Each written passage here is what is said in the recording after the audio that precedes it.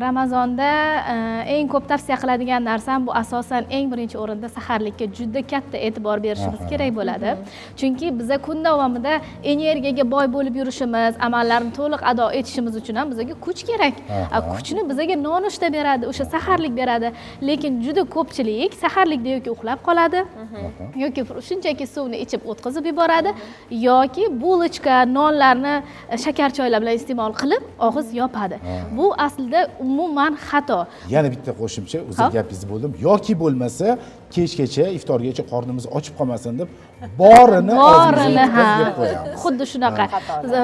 Saharlikni o'zida ham osh, somsa, norin shunaqa yeganlarni ham ko'rganman. Haqiqatda og'ir ovqatlarni ko'p yeb, kun davomida qornim ochmasin deyshadi. Lekin aslida bu xamir ovqatlar, nonlar bizani kun davomida qornimizni to'q saqlamaydi.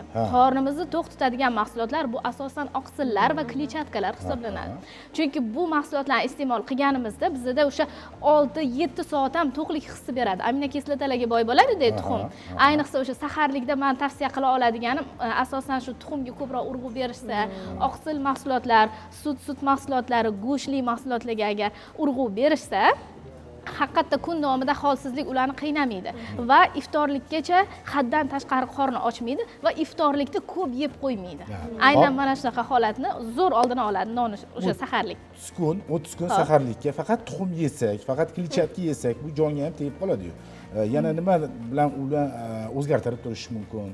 Tuxumni masalan joningizga tegmaydigan har xil yo'nalishda tayyorlasangiz bo'ladi.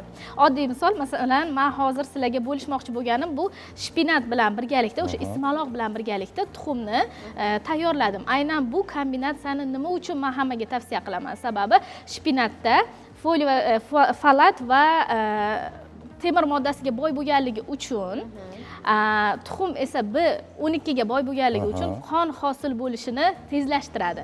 Ya'ni biza holsizlanmasdan, qonimiz kamaymasdan sog'lom 30 kun davomida oziqlanishimiz mumkin bo'ladi. Undan tashqari tuxumdan qaynatilgan holatda bunaqa ko'rinishda yoki umuman tuxumdan tashqari yana sut mahsulotlaridan iste'mol qilinsa ham, go'sht mahsulotlaridan iste'mol qilinsa ham, albatta bu ham oqsil hisoblanadi.